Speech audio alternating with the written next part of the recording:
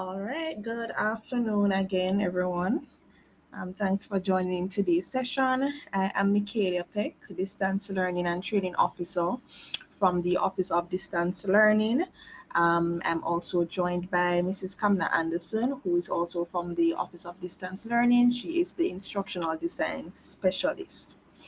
Now, had all intentions of starting at 12 midday, but was just waiting for additional persons to join.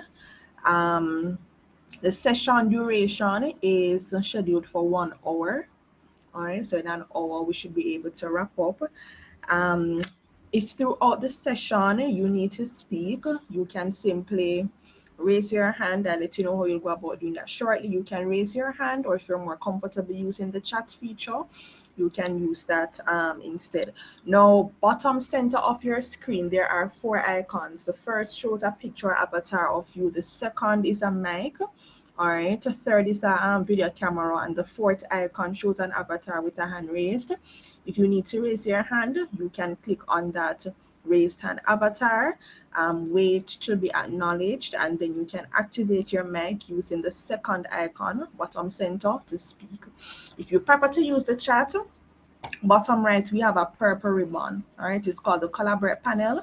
Once you click on it, it pops the panel out, and the first icon, which represents a chat bubble, once you click on that, you will be able to send a message to everyone in the chat or in this session today.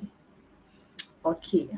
Now, recording of today's session. So the session is being recorded as with all sessions. However, the session recording will not be sent via email.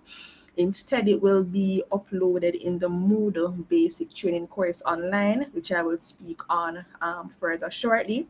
So nothing will be emailed as it relates to recording or manuals for the session. All right. Now, to access the Moodle training course, I'm going to show you how you can access it shortly. It is offered online, and this training session will basically guide your access to that particular course and how you can go about completing different tasks or activities within this course. All right, so what will happen is that we will be automatically adding all persons who attended today's training session to the Moodle basic training course online. So the course will be reflected on your dashboard by or before end of day today. Okay, all right, so as the flyer shows on your screen, today we'll be looking at the very basics of Moodle. All right, so this session is basically tailored for everybody, I would say, both the Moodle novice and the Moodle expert. Today's session is called Moodle Basic Training and was created really to help persons to understand the fundamentals of Moodle.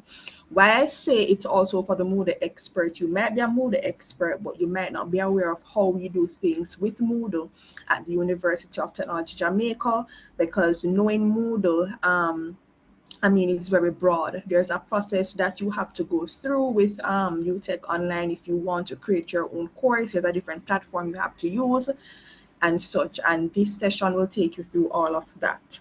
All right, so this is a training session we have been offering over the years, and it's very important as it really helps to take you through the steps and guide you on the creation of your very own Moodle course. Now, as I earlier mentioned, our Moodle basic training is also offered online, where it is packaged as a self-paced and competency-based course, which basically means that you get the opportunity to demonstrate your understanding of what you have learned by completing specific tasks. So these tasks involve course creation from scratch, population of the course primarily with resources. And when this course is done online, it can take anywhere between 2 to 4 hours for completion, and badges will be released upon successful completion of each unit, and a certificate once you have successfully completed the course in its entirety. All right, as a matter of fact, I think it's mention worthy that we offer training at all levels, right? We offer, and they're all online as well, basic, intermediate, and advanced, right?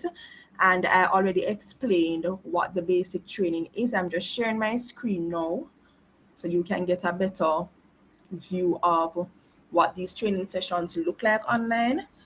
All right, so you should be able to see my screen in 3, 2, 1. Right. So this is what the basic training looks like, and I'm just gonna go from my Moodle dashboard. All right, so when you log into UTech Online, so you'll hear me using Moodle and UTech Online interchangeably. They are the same thing. All right, this is what your dashboard looks like. How do you get to this space? What you would do, you would simply type in the UTech URL. From my screen, you can see it's utechonline.utech.edu.jm, or some persons prefer to go to the official website, which is utech.edu.jm. All right, and once you click on staff, you will see the UTech Online link here.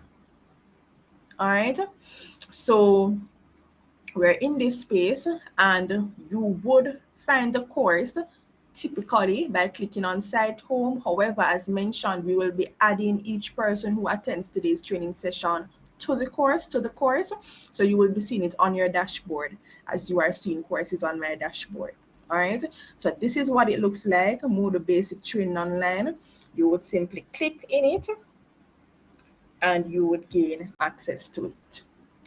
Okay, right, so that's the basic training course. We have the intermediate training course as well, which basically follows the basic training, and it focuses on the creation of activities for interaction and collaboration, for engagement, for content presentation, and for assessment. And then finally, we have the Moodle Advanced Training Online, and this course really guides on how to identify and appropriately use the tools, and these are resources and activities in Moodle for teaching online successfully, right? It explores the role of the online teacher, it looks at managing students' expectations, and much more. Now, for all online training sessions, we have an award system in place where badges and certificates are released to you, and I'm going to kindly ask Mrs. Anderson shortly just to speak on the importance of taking these training sessions online. But before, let me just quickly mention that in order to take these training sessions successfully online, you will have to have access to our second Moodle site.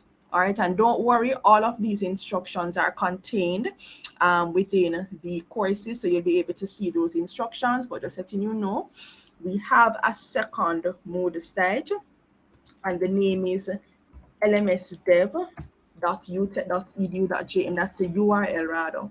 The name of the site is Learning Management System Development Space, and as you can see, it's a sandbox. So pretty much we allow lecturers to use this space to get a feel of what Moodle is like. They can play around, they can explore the different tools that they can add to enhance their course. And it's also from this space that they are required to create their own courses, populate it to an extent, and then request for it to be migrated to UTech Online. This particular space is a special space. Students do not have access to this space, right? Students only have access to UTech Online, which is our live environment. So this is where all courses are first created before migration to our live site. And as I mentioned, once your course is created, there's a certain standard the course has to meet prior to its migration to UTech Online. So I'll pause now and ask Mrs. Anderson to speak further on that, as well as the importance of taking training sessions online and any other important point I missed. Thereafter, we will get straight into the training. All right, Mrs. Anderson. Thank you so much, Ms. Tech. Good afternoon, colleagues. So previously, we know that prior to COVID, ODIA would have been hosting quite a number of training sessions, trying to encourage persons to increase their utilization of our online platform. And of course, the need for delivering content online is even more important now than ever, given the realities that we have with COVID. And unfortunately, as much as we would have really hoped that we would have been past the worst in terms of the pandemic, unfortunately, that has not been the case. So we continue to encourage persons to utilize the platform. And of course, as you would have seen on the broadcaster, we really want to ramp up our training sessions. So we have quite a number of training sessions slated for you for this summer, which will be repeated throughout the academic year upcoming. But one thing that we are definitely changing or making an adjustment to is the whole idea of um, issuing the credentials from ODL. So when persons are applying for promotions, whether senior lecturer, professor, assistant professor, they would often write to ODL to ask for verification of work done in the online capacity. And that would have been accomplished generally prior to COVID when persons would have come to the ODL space for training. But of course, now that we are not offering face to face training and we're doing things online, we are now seeking to move that verification to a competency based approach.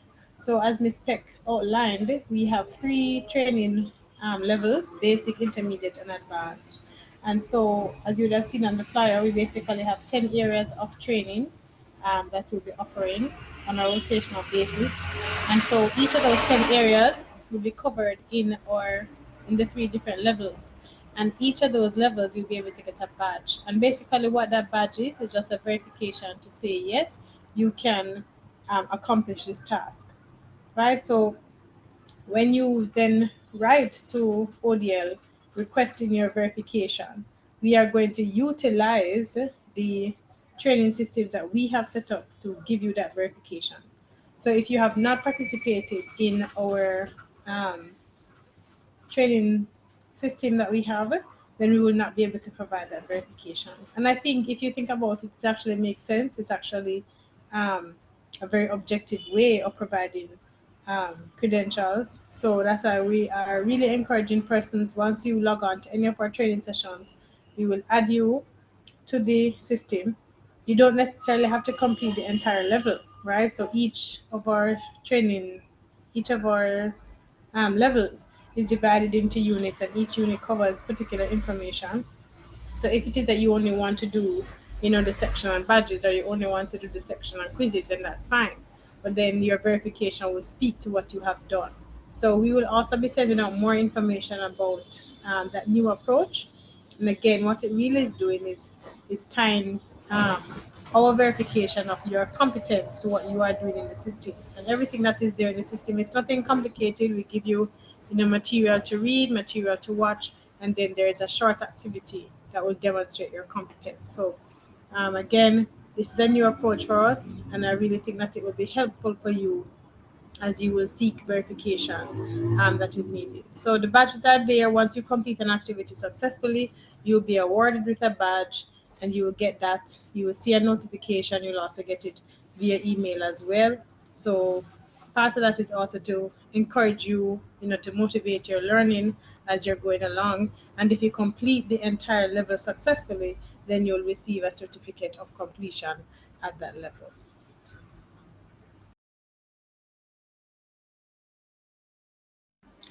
All right, thanks a lot for that, Mrs. Anderson. All right, now I'm going to restart my screen sharing because we're going to just get right into it. I said earlier, we are using an hour for this training session. All right, so you should be able to see my screen shortly.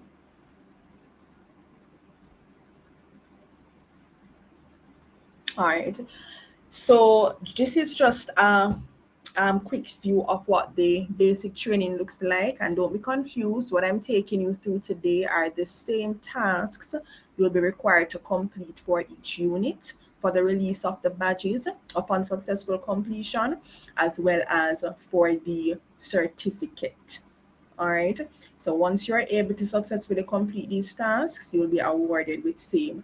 And it makes it easier for you because now I'm actually going through the different steps as it relates to each the tasks assigned to each unit. So it'll be easier for you when it's time for you to actually go in and take on this training course.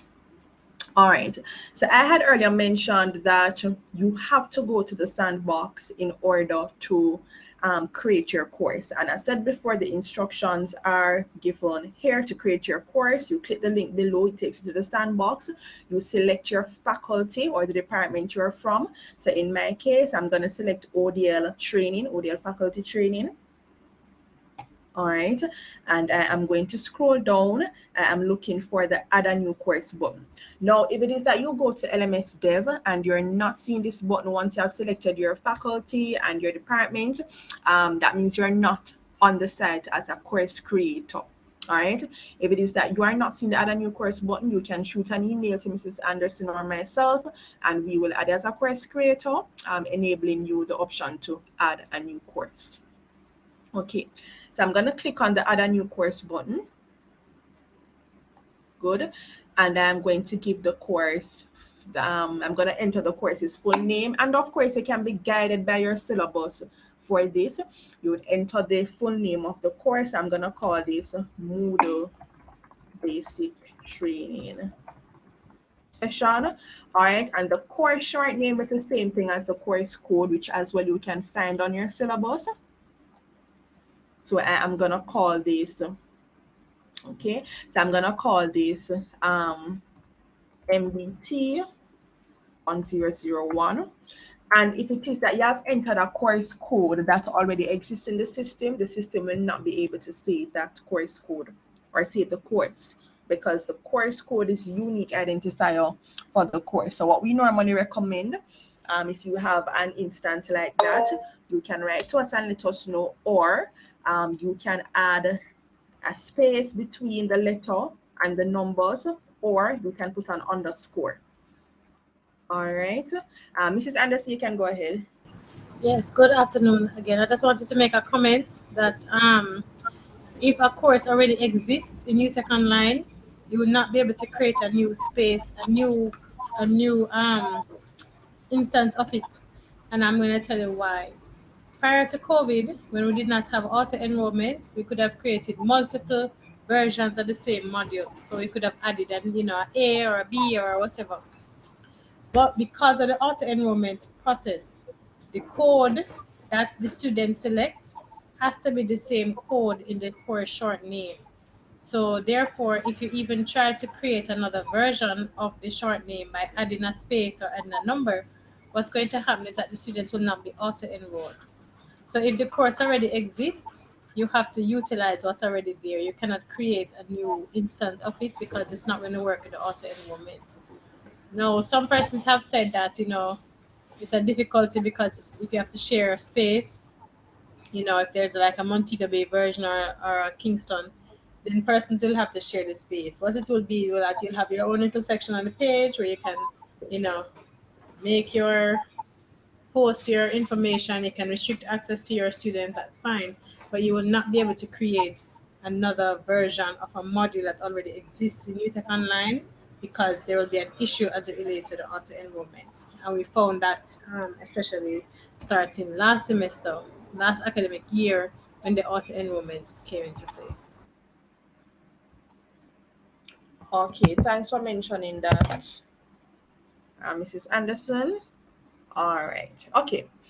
All right, so I just entered the course short name. All right, so in that case, then they would still have to Mrs. Anderson reach out to us, because then they would need access to that already existing course, right? Within Yes, that's LMS Dev. correct. Through their distance Right, learning liaison, yeah. right, through your DLL. All right. Okay, so we're gonna now move down. So the course category is the one we originally selected, which is reflected here. We're gonna move down. Some of these settings, we really don't change them. All right, so course visibility, we want the course to be shown, so we can let that stay at show. Course start date, the system will automatically use the date that is 1 day ahead. So today is June 2nd, it is using the date June 3. However, just be mindful that whatever semester is being started, that is a date that the course will take on. All right, so even if you're creating the course today and it shows today's date, once it is migrated to UTech Online, the live environment, whatever the date is that is for the semester to begin, that is the date that the course would take on. All right, we're gonna move down to, we're skipping over course ID number because it's really the same thing as the course code. However, it's not a field that you are required to fill. All right, so we're gonna move down to course summary. Now there's a section of your syllabus that says course description. You can copy and paste that section here, or you can type the course description in this box. Okay, so what I'm gonna do for the purpose of this session, I'm just gonna drag this description, Control C to copy, and I'm going to paste it in this section here. Okay, now course image. The course image section allows you to upload a picture that best represents your course. So if your course is about, let's say, information technology, you could upload a picture of a computer system, right? So you simply click on the add button here, click on choose file, and then you would search your computer for an image that best represents your course. I'm just going to double tap on this image here, upload this file, and let's move down. Now with the course format, this basically allows you to decide how you want your course to appear to your students. Now, in the live environment, you might see more options for course format. Additionally to this, this list here, we have the grid format, and I think we also have the tile format, right? So I'll just go through what each format allows you to see. And if at any point in time you are in Moodle and you need help with anything, you can click on the question mark beside each setting. Okay, so the single activity format is really, as the name suggests, allows you to only use the course for hosting one activity. And once you click on that option, it gives a drop down of all the activities in Moodle, and you get to select the activity that you want to use for your course. The social format allows you to use the course as a discussion room. So it's basically using your course for a discussion forum, and that's the only activity that you would have in that course. The topics format, which is one of the most widely used formats, it allows you to enter the unit names or the name of the weeks within your course. So unit 1 can have a name, you can have a name for unit 2, and it goes down in that particular format. And then we have weekly format, which based on the starting date that the system has for the course, it sets up the week range from that starting date onwards in the course. Okay, so it goes on based on the number of sections. So if you specify 10 sections, and it has 10 different weeks starting from the start date of the course. So I'm going to be using the topics format. Okay, and by default the number of sections is 10. Of course, you can minimize or increase that number. I'm going to put mine at 4. Okay, and our next option, hidden sections. So this is basically asking you if you hide activities, or if you hide resources within the course, how do you want them to appear? All right, do you want it to be shown but in a collapsed format, or do you want anything that you hide in the course to be completely invisible? That is really up to you. Our next option is course layout. There are two options. Do you want to show all of the sections or all of the weeks or all of the topics from your course on one page, or do you want to show one per page? What we normally recommend, if it is a large course with many weeks or many topics, we normally advise that you show one section per page, so students feel less overwhelmed viewing the course. So what would happen if you choose one section per page is that students would click to view one section and use navigation buttons to move to the other section of the course. Okay, so for appearance, we are not going to change any of these. I mean, Force language is English. We're not going to force. Number of announcements, you can reduce this to 1. Do you want students to see their grade books? Yes or no? Of course, Moodle has a grade books that houses grades for all graded activities, online as well as offline, because yes, Moodle can be set up to accommodate grades for assessments done offline. So this is asking if you want students to be able to view their own grade books. All right, we're going to set that as yes. Activity reports, this basically has to do with showing students what their completion is like for activities within Moodle. So if they have an activity that they need to complete, it basically shows the status of these activities. So I'm going to click on yes. Okay, files and uploads, the maximum upload size, sorry, within LMS Dev is 70 MB. However, within the live environment, it's 5 gigabytes, so no need to worry. So we're going to let this stay as a default. All right, and down to completion tracking. Okay, so before I change this option, completion tracking really restricts your students from advancing to another activity or resource if they haven't completed the previous activity or resource. So for example, you can restrict your students from taking a quiz if they haven't clicked to watch a video or to open a PDF before the quiz. Okay, so and this is something that you can do throughout the course. You can restrict your students from advancing. So if that's a feature that you want to explore, then you would have to enable completion tracking, and then you'd have to go in for each of the resources and activities and set up the conditions as it relates to how you're restricting your students. I'm going to let that stay on no for now. That won't be covered in the basic training. And of course, with all activities or most activities in Moodle, they can be facilitated in groups. So this basically allows you to determine if you want group mode in your course. You can also set up groupings in the course, okay, which we'll cover in one of the intermediate sessions. We have role renaming, which basically allows you to insert a different name for the different roles in the system. So if you prefer to be called the lecturer, the system will call you teacher. But if you prefer to be called lecturer instead of teacher, you can put that here. All right, for your students, if you prefer to call them participants or anything else, you can enter that there as well. All right, and other roles are listed. So we have filled out the most important fields for the creation of this course. We're going to scroll down now and we're going to click on Save and Display. Okay, and this basically shows a screen with enrolled users. So don't be sidetracked by seeing all of these persons in the course. This is what the system does by default. However, when your system is migrated, only the students who have registered from ISOS to be a part of the course will be seen in the course, and of course you yourself as a lecturer. All right, now to get into the course you just created, you would click on the course code, and the course code is this link that we're seeing as part of the breadcrumb trail. Okay, so this is our course as we have created it. We have 4 topics and we have to give a name to the 4 topics. But before we do that, I want us to focus on something here.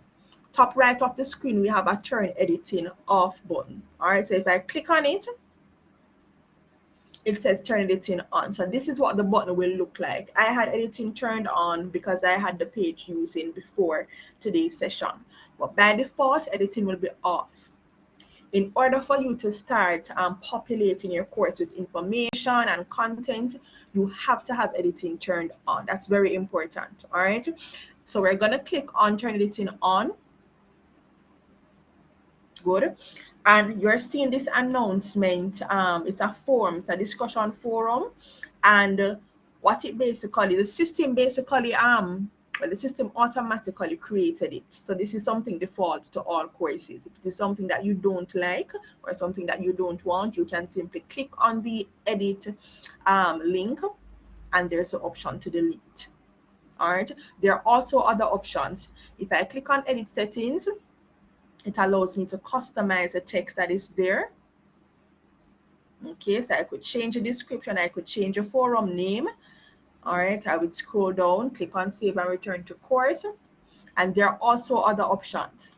If I want to create an indentation to the right, I can click on move right. If I want to hide this from students, I'll click on the I. If I want to create a second occurrence, I could duplicate. If I want to assign votes to this forum, I could click on assign votes. And if I want to remove it, I would click on delete.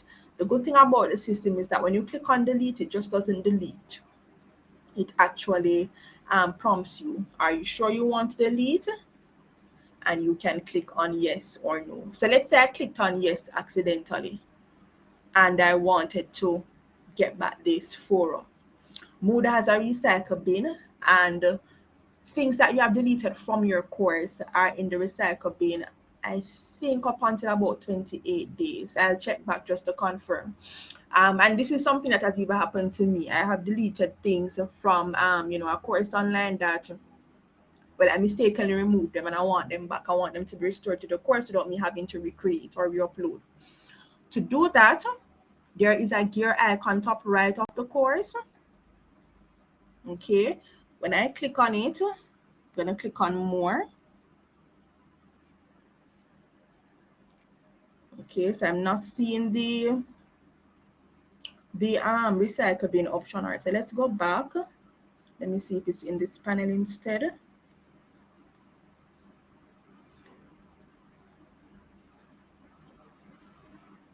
Okay, all right, so I'm not seeing it in the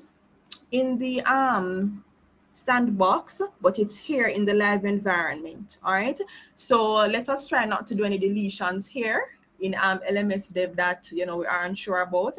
But in the live environment, so it's the same option that I just showed you in the LMS dev environment. From the live environment, you click on the gear icon top right of the editing button, and the recycle bin is there.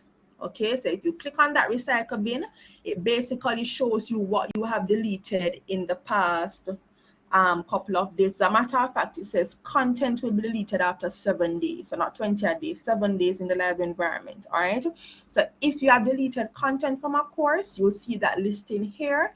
It will tell you what the activity is, time and date deleted, and it gives you option to restore. So if you want to restore, you click on the up arrow. If you want to permanently delete, you click on the bin.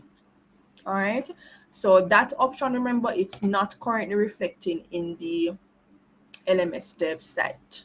Okay, all right, now we are going to start populating our course, and the first thing that we want to do, and you'll be guided by your syllabus, the first thing we want to do is to give topic 1 a name. And to do that, it's simple. There is a pencil beside topic 1. I'm just going to click on that pencil. Okay, and I am going to enter the name of this topic.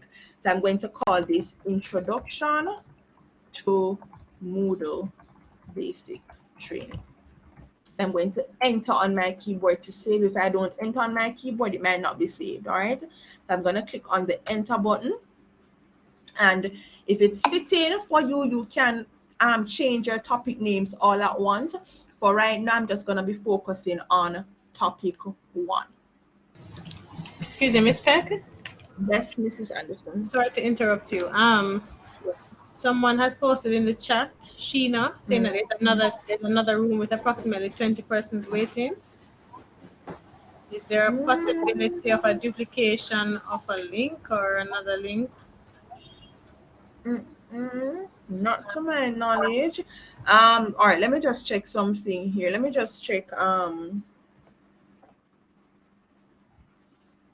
No, because it would be just one link that was shared, so all persons would have been able to. I'm just checking the other room that I have to see if persons would be there, but I'm not sure how because only one link was shared. All right, so nobody's in this room, so I'm not sure which room that is at all. Sheena, are you able to send the link for that room, or do you have access to that room?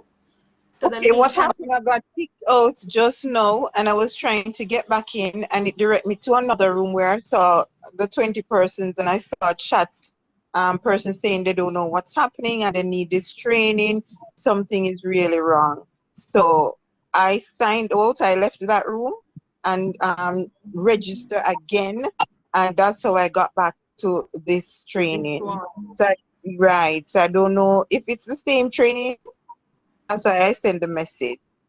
Wow, thanks for that because I'm seeing my email now where they're saying that there are 21 persons waiting in the room for the training session to commence. I'm seeing Right. some emails now confirming that, right? Right. So I Wow. had to register. I re-register in order to get back to this link. Because when I click on the old link sent to my email, it took me to the room that I saw approximately 20 persons and they Can were you there send with, that link to me? sorry? Can you send that link to me? The link that took you to the room with the 20 odd persons. Could you just copy and paste it in the chat here? All right, let me try. Hold on. Right.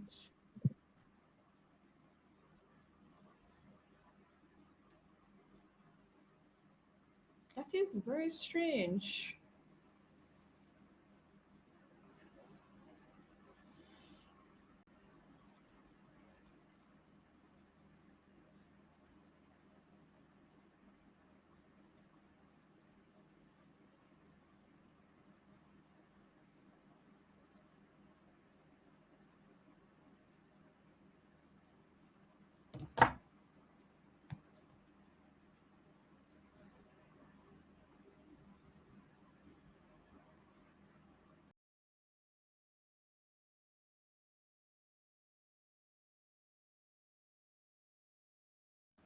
Yeah, that is strange because only one link was shared, only one link was sent out.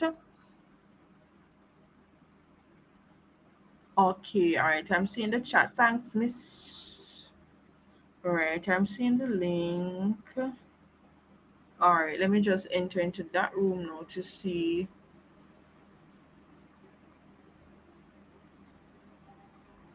Oh, that this wow, audio training sessions. I'm not sure how this link came about, but I don't have moderator access to this because it's asking me to type my name to join us, I guess. Um, wow, and there's in fact quite a number. There are 21 persons. All right, just give me a second, colleagues.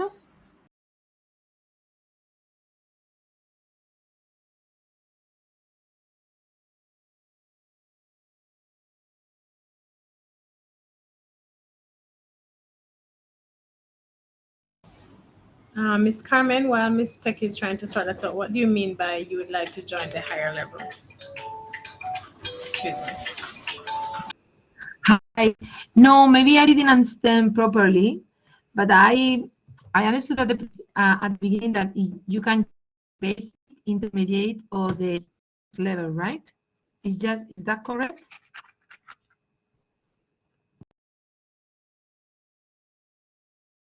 Sorry, can you repeat that, please?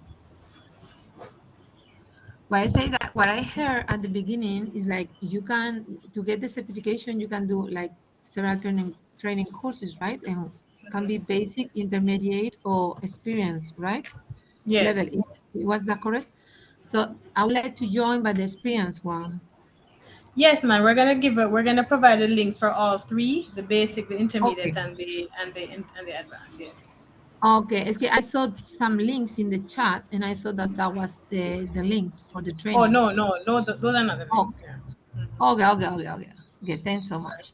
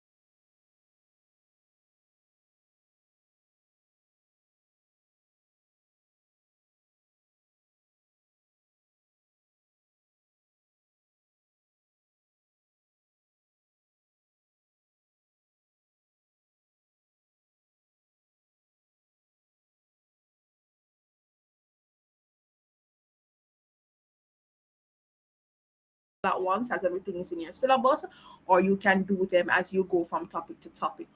Now, the other thing I want to show us is, all right, I'm going to ask everyone to mute their mics, please.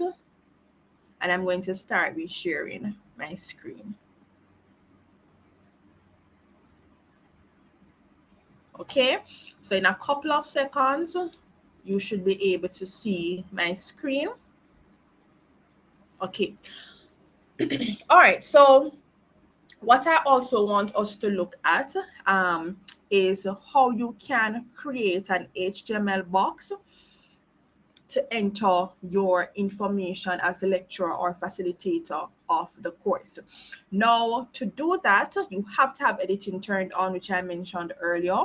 And top left of the screen is basically a menu button. It's 3 lines. Once you click on it and scroll to the bottom, you will get the add a block option.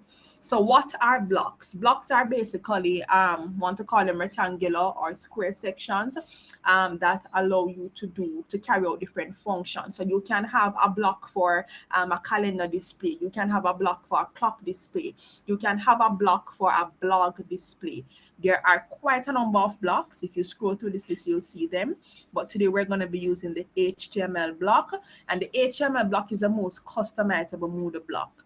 So what I'm going to put in this section is a picture, a profile picture, and details. So this is basically information you'd enter about yourself so that students can readily and visibly see who their lecturer is and probably contact information for their lecturer. All right, so I'm going to click on the actions menu option, click to configure, and I'm going to call this Meet Your Online Facilitator. Okay, and in the content section, I'm going to add a picture. And to do that, I would simply use the toolbar options displayed here.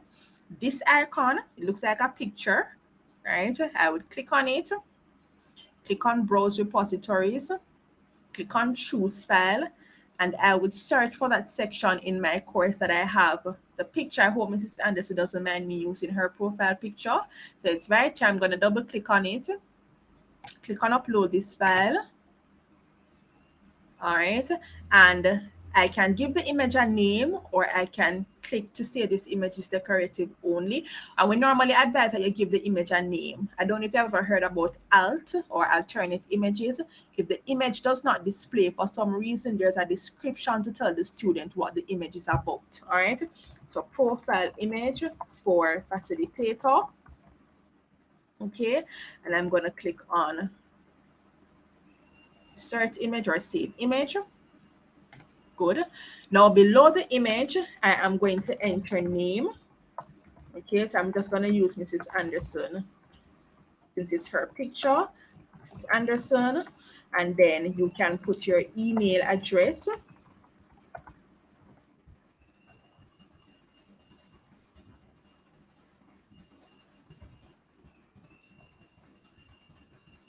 Okay, and then you can put a phone number, or you can put your extension, and then you scroll down and you save. All right, so that is what that looks like. So it's really a simple process of placing your information as a lecturer in the course, so students can readily see your face, they can see what your name is and how they can contact you. Okay, now let's move on to adding some content under Unit 1 or Topic 1. The first, resource type. So as I had earlier explained, in the basic training, we primarily cover resources. What are resources in Moodle? Resources in Moodle, these are any tools used to present content or information to your students. The first resource type we're going to look at is what we call a label. Now, to add a resource to your Moodle page, remember editing has to be turned on, and then under the topic or week that you want to add that particular resource to, you would see the add an activity or resource link. You click on it, and under resources, you would look for that particular option. So we're talking about label. We're going to click on label. What is a label? So a label pretty much allows you to put content that is readily seen on the course page. So if I want to put some text that I want students to readily see, or a video or a voice note or a table image, I can use this option.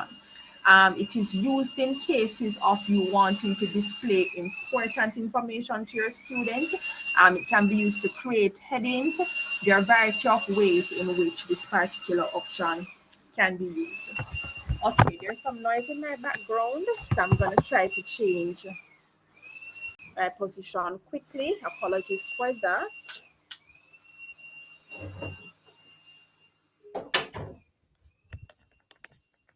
Okay. All right. So for the purpose of this label, what we're going to do, we are going to add some text and an image. So I have a document here from which I'm going to grab some text from. Okay, so I'm going to grab the words smart boards or interactive whiteboards. I'm going to Control V to paste. And beneath my text, I want to add an image. So remember, we use this icon for adding images. Images can be from an external website, or if you have the image on your computer, you click on Browse Repositories, choose File, and then you select the folder that you have the image in. Once you have found the picture, you double click on it, and you click to upload this file. All right, and you can always resize your images. This one is really large. It's 2000 by 1106. It's going to be displayed on the page. You don't want it to appear too big. All right, so I'm going to resize all the way down to 300. Okay, and I'm going to click to save image. Okay, so I have my text, have my image. I'm going to scroll down, click on save and return. And this is what my label looks like. Content displayed readily on the course page. Okay, now do we have any questions before we move on to the next resource type in Moodle? Do we have any questions? Yes, question here, Miss. As you're speaking, I'm on the website. Miss Dixon, we're not able to hear you. There's some static. Oh, there's some static. Can you hear me now? Can you hear me? Hello? Miss Dixon? Yes. Right, so we're not able to hear you. Can you use the chat instead, please? Because we aren't able to hear you. There's a lot of static on your mic. All right, so I'm going to mute you and ask you to use the, all right, so I'm going to ask you to use the chat instead. Are there any other questions while Miss Dixon uses the chat? Okay, all right, so while we await Miss Dixon's chat, we're going to move on to our next resource type, which is what we call a web page or a page.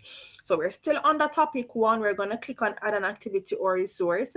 And it's very important to note that when you are trying to add activities or resources to your page, if you're unsure as to what that particular resource or activity type allows you to do, you can click on the I for information. Right? So if I click on the I, it quickly tells me that this particular resource type, which is a page, it allows me to add text, image, sounds, web links, embedded codes to a page. Okay, and it says the advantages of using this resource type over the file resource type is that it allows for more accessibility, right, for your students who have mobile devices, and it is easier to update a page. And just to quickly break that down, let's say you uploaded a file like a Word document or PowerPoint. If you wanted to make a change to that Word document or PowerPoint, you would have to go back to your computer or the local device that that particular file type is on, make the changes, delete the one that is in Moodle, and re-upload the modified file. While if you use the page option, everything is done in Moodle. So you don't need to go back to your computer to find the file. You can just go to Moodle, make the changes within your Moodle course, and save, and students will be able to see the change made. So I'm going to click to add this page. I'm not seeing how to add the label when I use the bar at the side. Could you go over? All right, so Miss Dixon, we are gonna I can't go over that right now based on the time, and I had persons waiting here. So what you would have to do is to use the recording to actually go over that. All right. Okay. So with the page option, I said before, you can add any content type to this particular resource, okay? So what we're gonna be doing for this page, we're going to be adding a YouTube video, we're going to be adding a sound snippet or audio snippet, and we're gonna be adding some text. Now, as with all resource types and activity types, we have to give it a name, okay? So I'm gonna call this page, remember we're working from a document here, I'm gonna call this page tablets. So I'm gonna copy that text, copy the description for tablets, okay? And we are going to search YouTube for a video on tablets. Good. So I'm gonna go to youtube.com, okay, tablets in the classroom.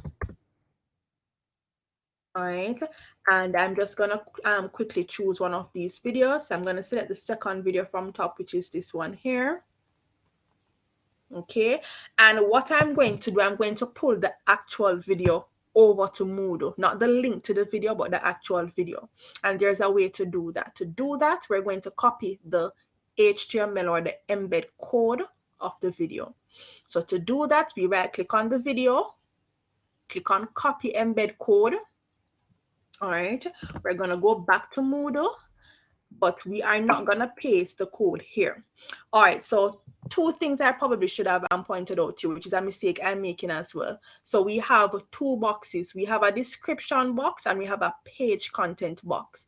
I have the description box housing the content for the page, which should not be so. Okay, not saying you can't add text here, but this is just a description of the page. So it's a mistake that we tend to make sometimes. So what I want us to do, I want us to take the description that we have here, okay, and we are going to paste it in the content box here. Okay, so description gives a description of what is on the page. We have to work with the page content box instead.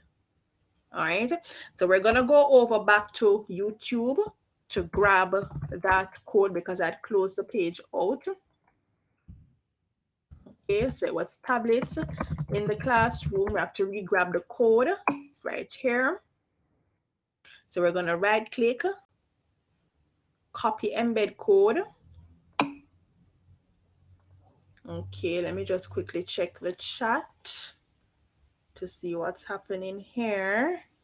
Okay, Mrs. Anderson is helping her. Okay, good. So we have the page content housing the text, and this is where we're gonna put the video as well. What I was saying before I realized the error is that you can't paste the embed code for the video here. The code that we copied is an HTML code. Okay, so we have to use one of the features within the toolbar to actually embed this code. Now to get additional toolbar options, I'm gonna click on the down arrow. And the last icon in the second row, when I hover, it says HTML. I'm going to click on that icon. And at the end of these codes that I'm seeing, I'm going to right click or Control V to paste and paste my code. So this is the embed or the HTML code for the video I just grabbed from YouTube. So to view all of my contents now, I'm going to click back on the same HTML button, and my video appears. Okay, so remember, we'll have the recording to go back through. So if this is not clear to you, the steps I just took, you'll have the video you can watch at your own pace from the Moodle Basic Training course online.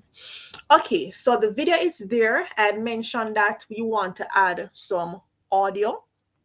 So I'm gonna copy, just some more content or some more text to put below the video. Good. And I'm now going to enter an audio snippet. Now you can record your own audio snippet because Moodle has an option in the toolbar that allows for that, or you can upload a sound file that you probably pre-recorded at some point in time. To do that, you click on the mic. Okay, and I'm going to click on start recording, and it gives 2 minutes for recording. And I know I'm being recorded now because the timer is counting down. You're not limited to 2 minutes as it relates to overall audio snippet on this page. You can have multiple 2-minute audio snippets. All right. So I'm going to click on stop recording. Okay. And I am going to click to listen to the recording. 2 minutes for recording. And I know I'm being recorded. Okay, if I'm satisfied with recording, I can click on attach recording. Or if I want to re-record, I can click on record again. So I'm going to attach recording. Okay. And this is what my page looks like. All right. So I'm going to scroll down, click on save and return to course. Good. This is my previously created label. This is the page I just created on tablets. Once I click on it to view, this is what it looks like. My YouTube video is there. So my student doesn't have to click on a link that takes them to YouTube. They can full screen and watch the video from within Moodle, right? And of course, additional content as was added on the page is also here, and they can click to listen to the audio for recording. And I know I'm being okay. So that's basically what the page resource looks like and how it allows you to display content. And we're gonna move on now to files. Do we have any questions, any concerns, anything we'd like to mention as we move on to the next resource type?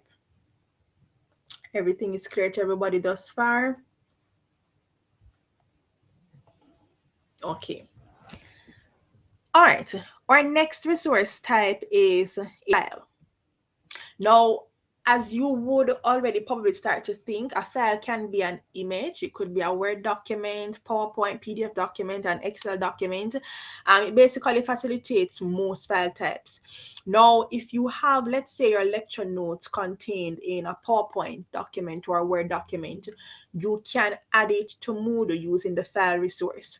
There are 2 ways to add documents to Moodle, right? You can either drag and drop, or you can add as a file resource type. Now I'm just going to open my downloads folder, okay?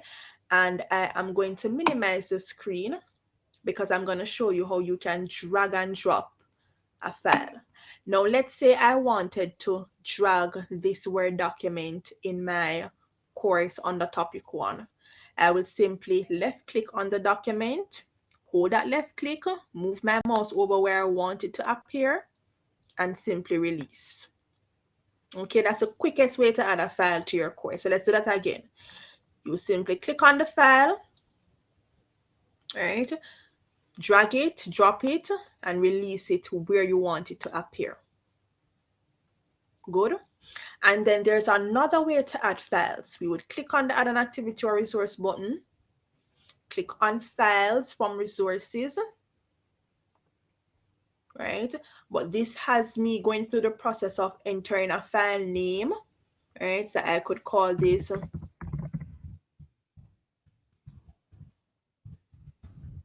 notes on, and I let the students know what this particular file is about. Right, so naming conventions, very important. We want students to be able to quickly, look at a resource type, look at an activity type, and tell what that is about. Okay, so try as best as possible not to let your names for your activities and your resources within the online space be vague to your students. All right, so I'm gonna select the file. I could drag it and drop it from here as well into this little box. Right? Or the longest way is to click on the add, click on choose a file, and then select the file from your computer. All right, so that is one of the ways in which you can do it. And then you can click to upload this file. All right, so there are 2 files here, but only one will upload, only one. All right, so I'm just going to remove one of them. Okay, and I'm going to scroll down and click on save and return to course. And you can see that I have 3 files here, 3 Word documents. Word documents, once students click on them, they will be downloaded to their computers. Okay, remember I showed you if you have a duplicate entry, you want to remove one, you click on the edit to the right of that entry and hit the delete key. When prompted, you click on yes.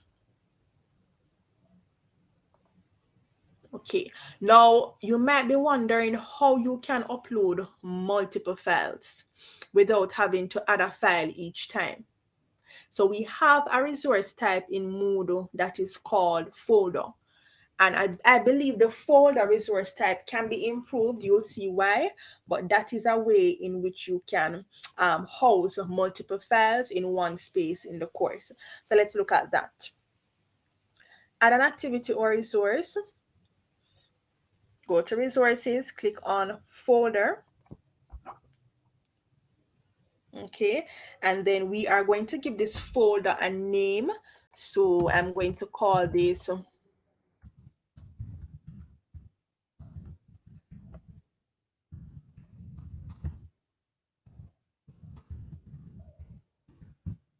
okay. You can give a description as to what is housed in this folder.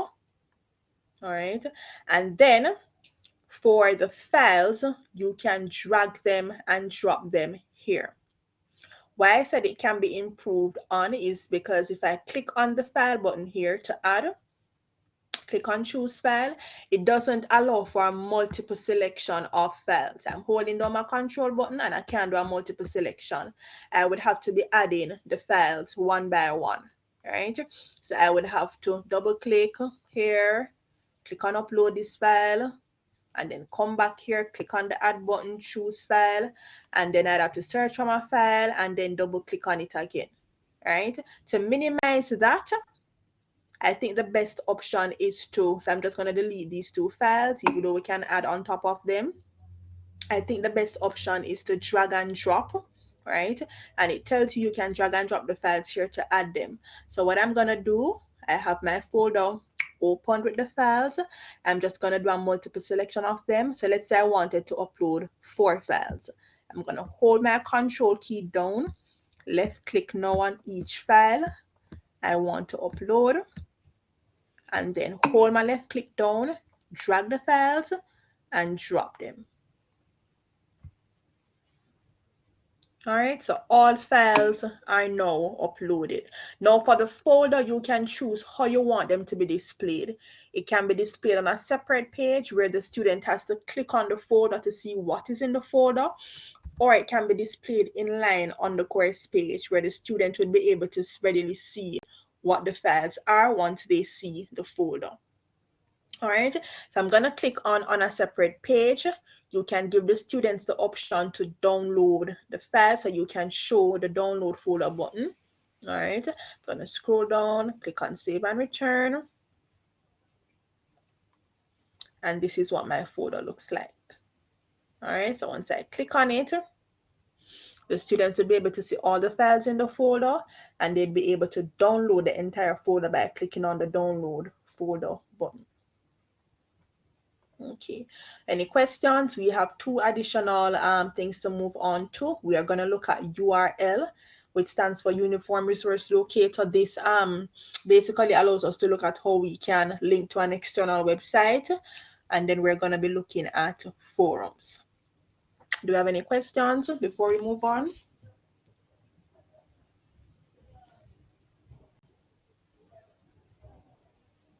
Okay. All right, so URLs, and we're still working on the topic 1, right? Because for the trainings to come, we will need a lot of space because we'll be working from this course. Okay, now the next resource type, as I mentioned, URL stands for Uniform Resource Locator. I'm going to add that from resources. Okay, and the name for the URL is basically the name of the page that you're sharing with the student, right?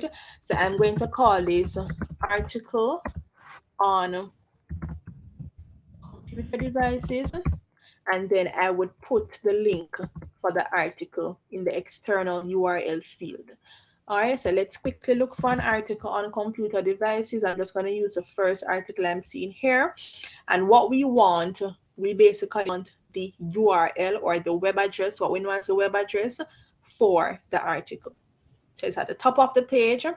We simply highlight it, right click, copy or Control C, go back to Moodle, Control V to paste. Okay, and we can give a description as with all other resource types of what is displayed on this page. Okay, and then before we save, on the appearance, we can choose how we want this to be displayed. All right, it can be automatic, it can open in a pop-up window, which basically means that there's a new window that pops up so they don't navigate away from Moodle. And this is the option I'm recommending that we use. So we get a little window and we can maximize the window to see what the article is about. All right, so I'm going to click on in pop-up, save and return. Okay, and this is what the article looks like. So I'm going to click on it and it opens in a small window. However, students can maximize the window to view what is contained on this page, right? And of course, they can simply click on the close button and it takes them back into Moodle.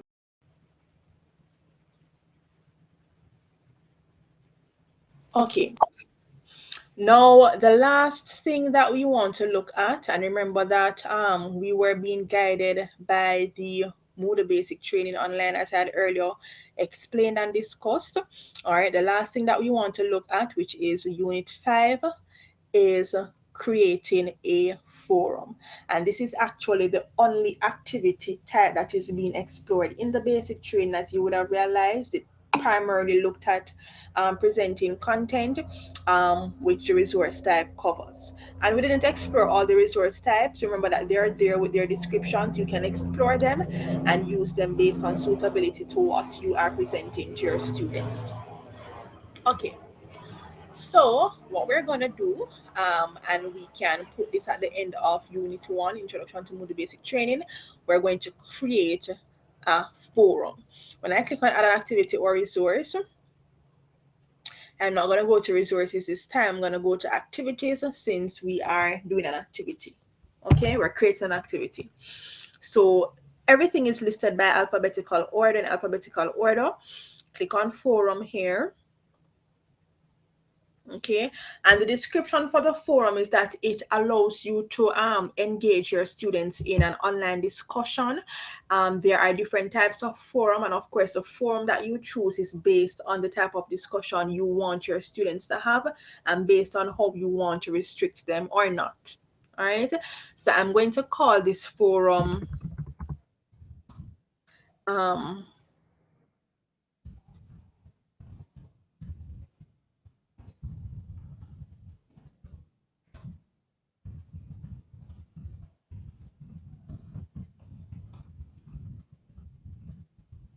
good. And in the description box, I mean, you can use this field to give useful instructions to your students on what they are required to do towards their, completion and engagement in the forum. Okay, so I'm just gonna copy and paste some information from this screen. Okay, so we could say students are required to, right? And we can say in no more than 400 words or whatever instructions you want to give to your students, you can put that right here. And you use this section based on the type of forum, because we have 5 different types of forums. Some of the forums, when you select them, they actually create a box after you have saved the forum for you to enter the instructions to the students. And I can't demonstrate each one of them, but of course, when you select a forum, you'll be able to see where you can enter the instructions once you have click to display the forum. Now, there are 5 different types of forums in Moodle. We have the single simple discussion, right? This is where the lecturer starts a discussion and students are able to reply to the discussion, all right? We have each person posts one discussion. It's really, as the name suggests, each student is only able to post one discussion. We have the Q&A forum. This stands for question and answer. And this is the type of forum that lecturers use when they are grading their students. All right.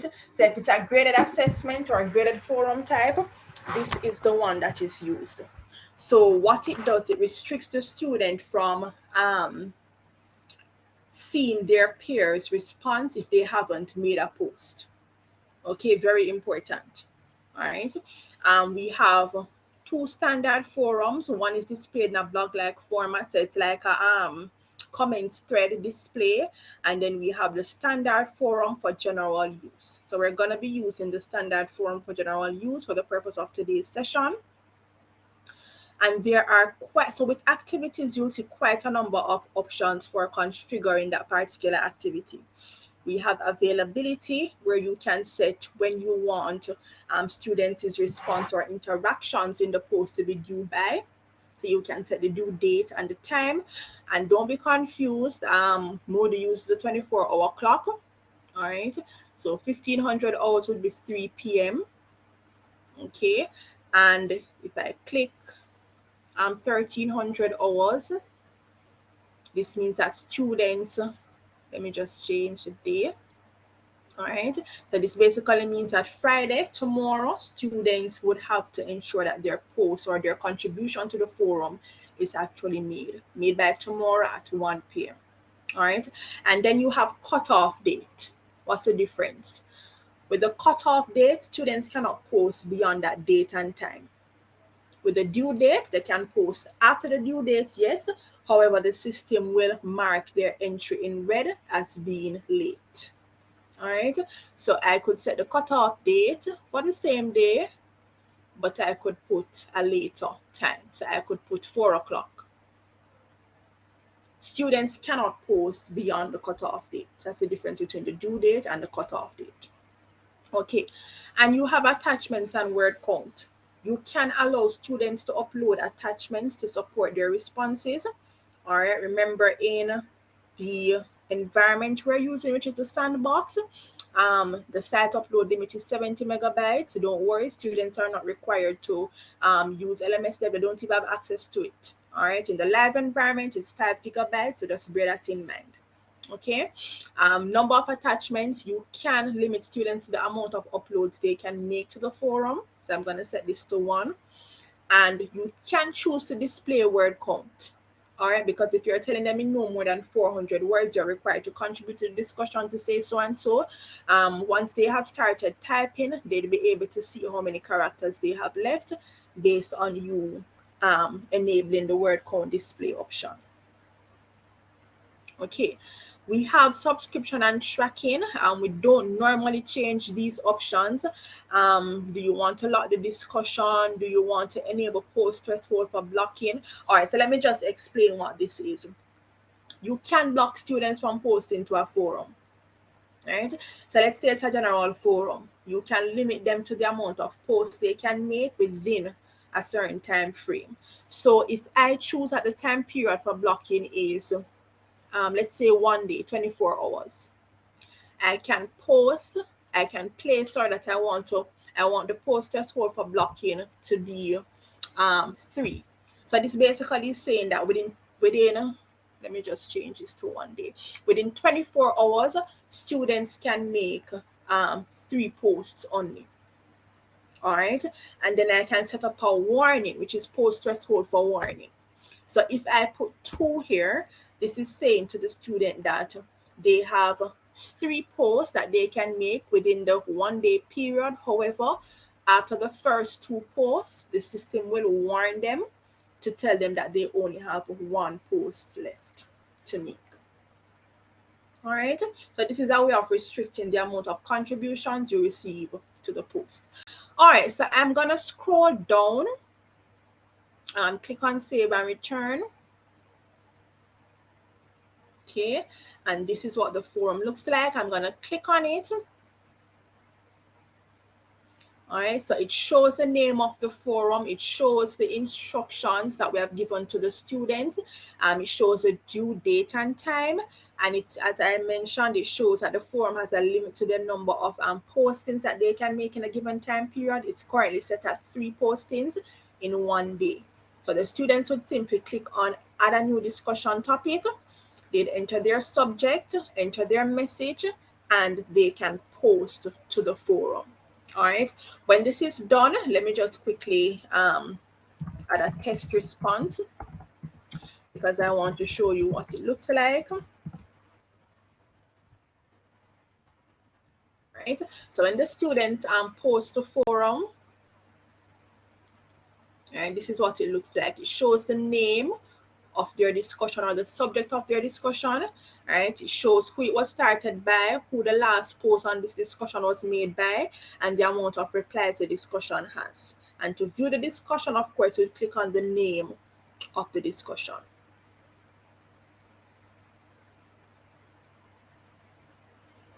Okay. All right, so we just went through unit 1 to unit 5 of the Moodle basic training online. Remember, as we had mentioned earlier in today's session, the encouragement is for persons to go online to complete this basic training. Remember that you're not required to complete it.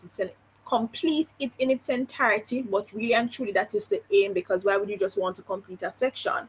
However, it may be important for you to just get a badge on how to create the course or get a badge on how to start the forum. Remember that badges are released upon successful completion of learning activity within each unit.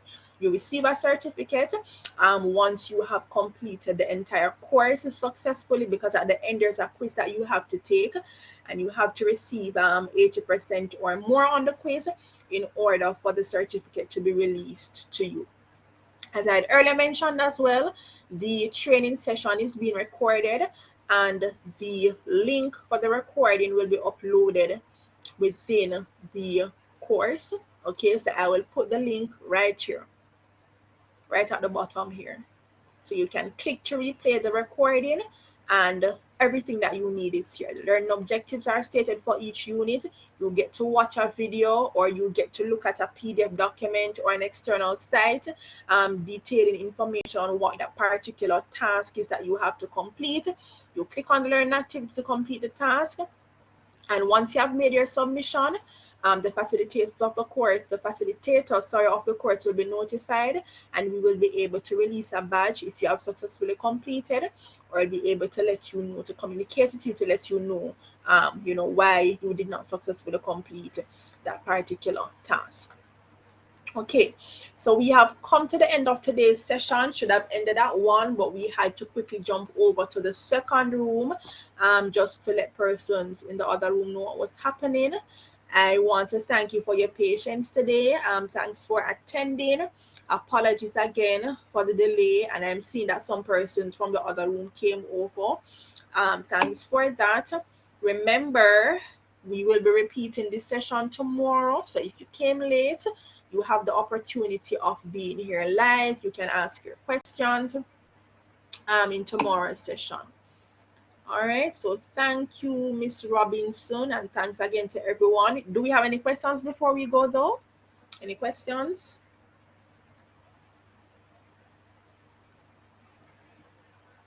No, not from me. Thank you very much for the session. Thank you. Okay. All right, you're welcome, Professor. Okay. All right, so Dr. Hall, you have been added. Okay, added to the course. Okay. All right, so thanks as well, Mrs. Anderson, for manning the chat. Very much appreciated. All right, and thanks again to everyone. Take care and bye-bye.